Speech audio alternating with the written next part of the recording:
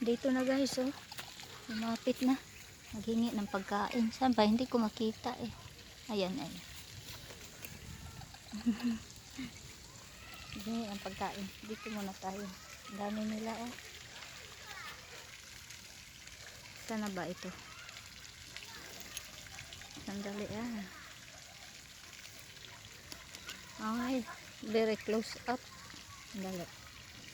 Hindi ko makita guys dahil ano, yung ilaw ba. Ayan, ayan. Ayan. Dami nila pala. Nakatago lang sila sa ilalim. O dito isa. O kawawa nga sila eh. Kala, ayan nga, sumusunod sa akin dahil kala niya magbigay ako ng pagkain. Sanay kasi sila eh. No, no, no, no.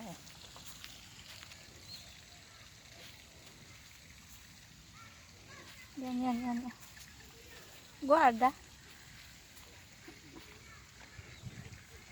Pero paura. Paura.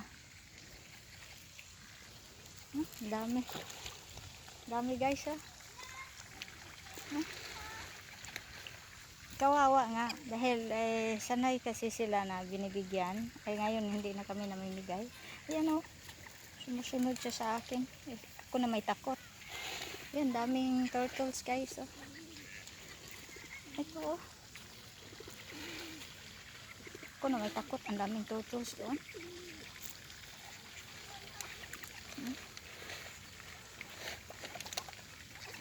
Dami.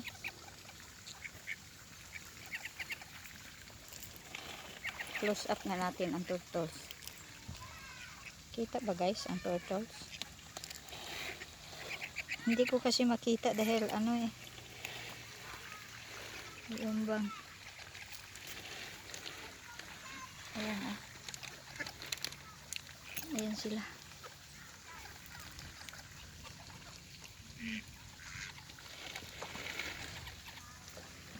Ayun. Dito sa likod. Mabait naman ito sila. Kaso lang ako ang takot ba. Hindi sila nangangagat. Mabait yan sila. Ito.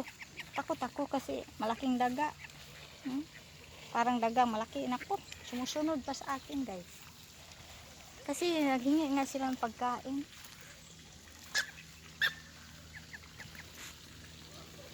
Yan, oh. Takot ako sa ano si Chura ba. Pero mabait yan sila guys. Ano sila? Innocent. Innocent yan sila guys. Ako lang ang takot. Yan. Ito siya namimigay ng pagkain.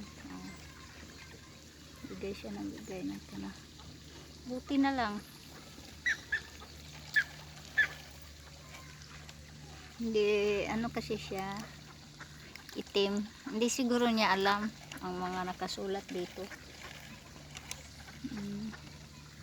Hindi ko naman siya pinofocus kaya hindi kung makita nila ang video ko kung sino makakita. Ay bakit ba tumakbo sila?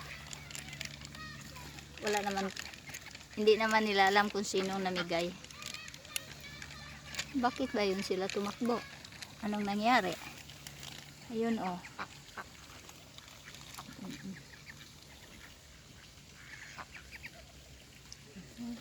Ayan. Dami.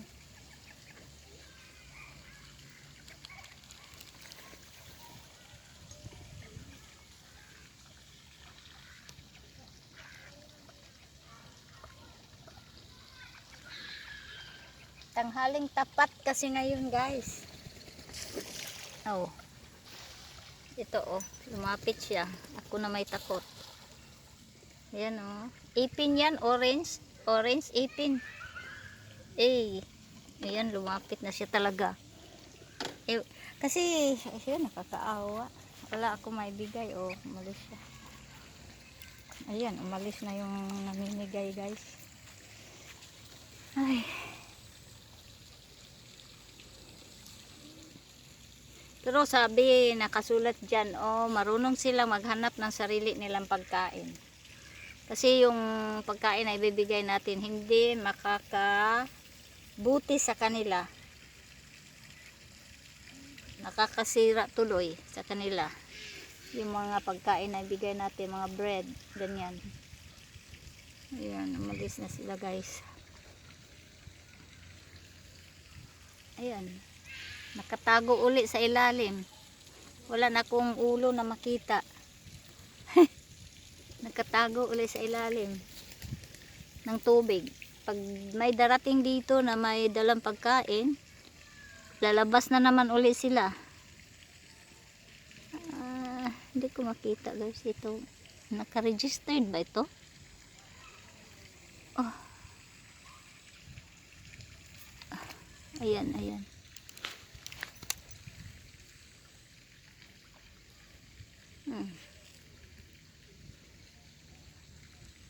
Meron dito, oh. May ulo dito, oh. Yan, oh.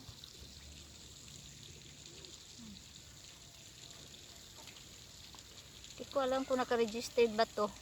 Hindi ko kasi makita. May ano. Masyadong mailaw.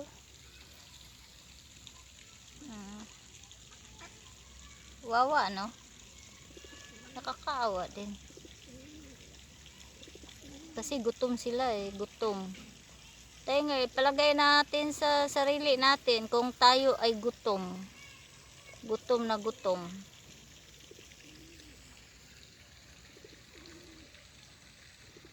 Pero sabi, marunong daw sila maghanap ng pagkain nila. Sariling pagkain. Ang tawag nila dito, mga wild animals. Ayan, nakasulat yan, oh. Itong mga wild animals daw dito, sa park. Bawal bigyan ng pagkain. At saka hindi lang dito guys, doon sa center town din namin, merong, nung nagpunta ako last week, merong nakasulat ganitong pagkasulat. Kasi doon sa center town namin, maraming mga pigeons. Ewan ko lang ko sa ibang lugar. Kasi buong Europe, maraming pigeon, buong Europe. Mga center town, ang dami. Dito sa amin, sa aking town, may nakasulat na, katulad dito, oh. Pareho lang ang nakasulat. Yun.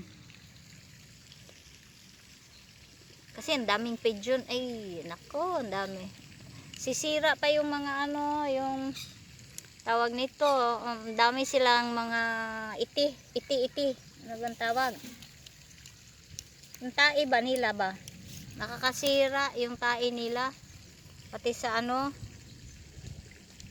sa sasakyan din. Yung tae ng mga ibon. Sus ko, Ginoo. Tsaka yun nga, bawal na magbigay dahil marunong daw sila maghanap ng sarili lang pagkain. So,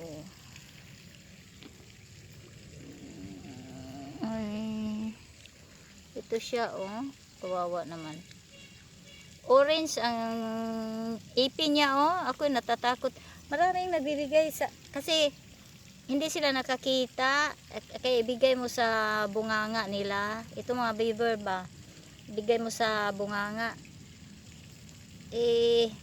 Innocent yan sila guys. Talagang innocent. Innocent. Pero ako'y natatakot sa itsura. So, hindi sila nangangagat. May nakasulat nga na parang domestic animal sila, parang cat, ganyan, no? Pag may cat ka sa bahay. Pero nakakatakot itsura, ano?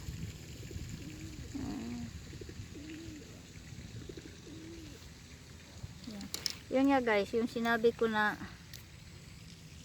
dito sa town namin, bawal na, kahit sa syudad, bawal na nang magbigay ng pagkain. Maraming ganito sa syudad, oh, yan, pigeon ba yan? Pigeon. Skyland pigeon. Ayan. Yung mga, tawag yun sa Tagalog, hindi ko na maalala guys. Yan, marami yan dito guys. Sa mga syudad ba? Sa mga, lalo na sa mga tourist place, kasi namimigay ng mga pagkain yung mga turista. Kami din, kahit hindi turista, namimigay. Pero ngayon bawal na sa town namin. Aywan ko kung sa ibang town may ganun ba. Yan.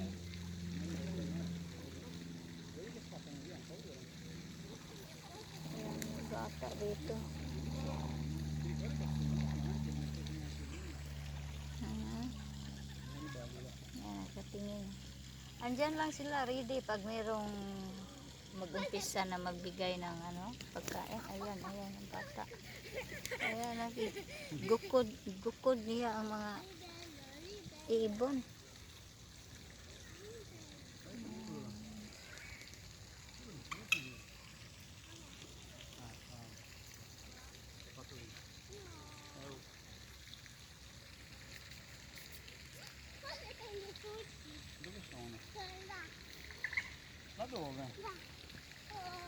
Hanggang dito na lang guys. Salamat. Pinakita ko lang, naghanap ako doon. Doon ako nag-ikot sa kabilang ilog ba? Kabilang lake. Kasi dati marami sila doon. Hindi. Ayan, nakatago. Andun no, nakita ko. Andun lang pala, hindi ko lang na makikita dahil sa likod ng talahib. Ayan, doon sila. Oh, dami. Sa kabilang lake. Ayan. Kawawa natin no. Ay kasi hindi nila alam na hindi makakabuti sa kanilang katawan ang mga pagkain na binibigay namin. Yung mga bread ba? Kahit ano. Hindi nila alam. Ayan, nandito lang sila oh. Sige guys, thanks for watching. Salamat po. Bye bye. Bye bye bye bye. Arrivederci. Ciao ciao. Arrivederci.